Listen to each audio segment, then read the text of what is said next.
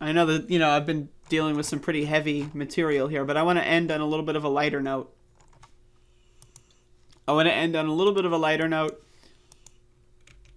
Here is Mehmet Oz on Fox News talking about abortion. Let's watch. Exceptions, which I appreciate. What is your position as both a doctor and a senatorial candidate on when life begins? When should we draw the line when abortion is legal? As a doctor, I appreciate the sanctity of life. And for that reason, I'm strongly pro-life. With the three exceptions I've mentioned, that's how I would vote.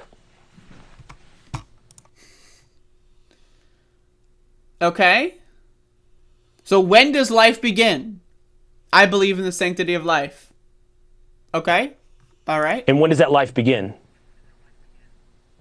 Again, if I'm pro-life, then it's a decision that comes back to the sanctity of when you think life does begin. So when does life begin?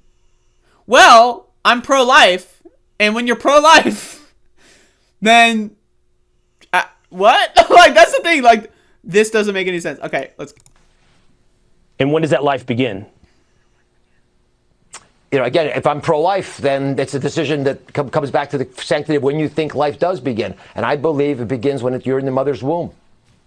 Okay, so so life begins in the mother's womb. All right, that's okay. When you're in the mother's womb, but that carries you all the way up to 9 months of pregnancy. No, of course not. Life's already started when you're in your mother's womb. But it's a rat hole to get trapped in the different ways of talking about it. We need, as a nation, to make sure the Constitution is appropriately followed, and people like me, and you may be in the same camp, who are pro-life, have our feelings respected. And this is something that should not be taken away from us by judiciary legislating from the bench. Yeah, but that's also something that's going to have to be legislated, and that answer is going to have to be given specifically. Listen, I appreciate the opportunity to talk to you tonight.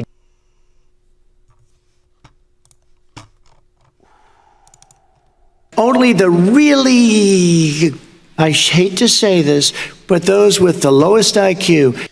That's brutal. I mean, like, that's fucking brutal. Holy shit. That is cringe. I don't even I exceptions, the which smug, look at this. This is my favorite part. The first time he answers. Doctor, I appreciate the sanctity of life. And for that reason, I'm strongly pro-life. With the three exceptions I've mentioned, that's how I would vote. And he's like, yep, I nailed it.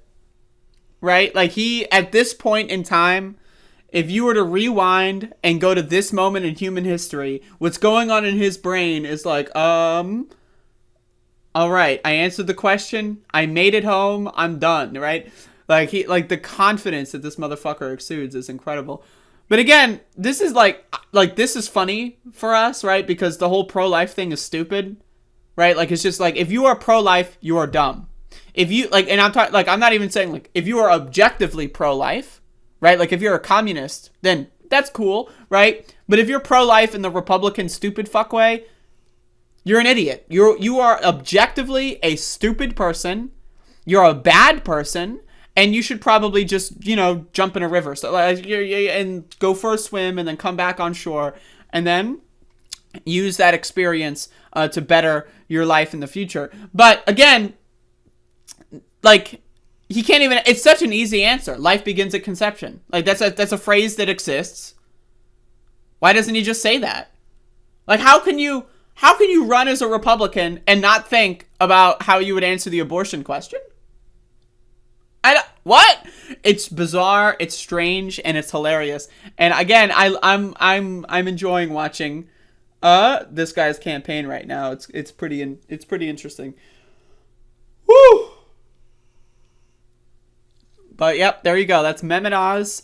Not doing so good. Not doing so good on the abortion question.